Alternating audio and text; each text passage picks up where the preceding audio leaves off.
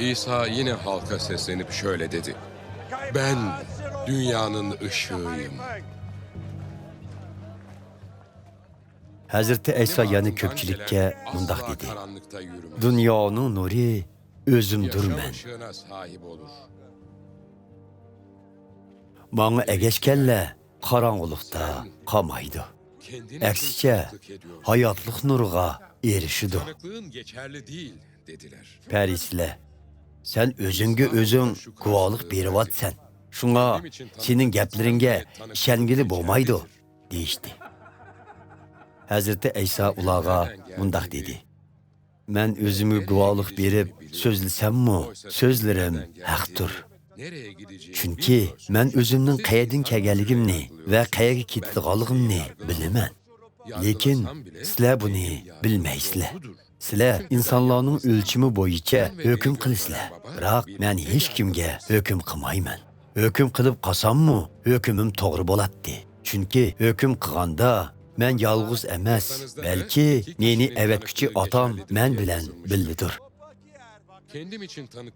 Sizlar rioya qiladigan Tavrat qonunida ikki guvohchining so'zi o'xshash chiqsa, ularning so'zlari to'g'ri deb yozilgan. Men özüm üçün özüm guvahlıq berimen. Meni evetken atammı men üçün guvahçıdır. Siz ne beni tanırsınız ne de babamı. Atan qayada deb so'rashdi ular. Beni tanısaydınız. Sizlar yo meni tonimaysizlar, yo atamni. Meni tonigan bo'lsanglar, atamnimi tonitdinglar deb javob berdi Hazreti İsa. Hazreti İsa bu ta'limlarni markaziy ibodatxonadagi iona to'planadigan yerda aytgan edi. Biroq hech kim uni tutmadi. Chunki uning vaqt soati texi yetib kelmagan edi. Hazreti İsa ulağı yana, men bu yerdan ketiman. Meni izdaysizlar, biroq topolmaysizlar. Shundaqla gunohlaringlar kechirim qilmayla o'lisizlar. Men ketadigan yerga sizlar borolmaysizlar dedi. Bunun bilan Yahudi oqsoqollari u men ketadigan yerga sizlar borolmaysizlar deydi.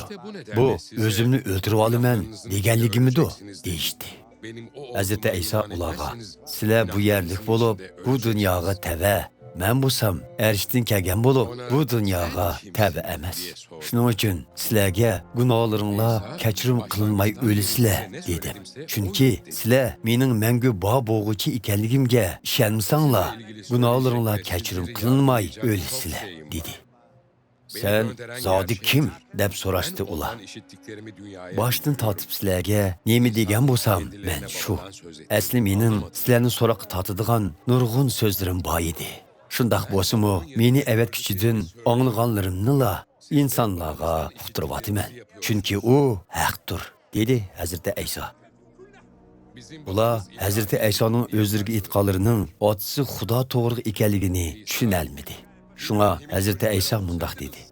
Sizlar inson o'g'lini kreskga mixlab tiklagandan keyin uning mangu bor bo'g'ichi ekanligini bilasizlar. Shundaqla hech ishni o'zligimdan qilmaganligimni va faqat otamning o'rgatganini so'zlaganligimni bilasizlar.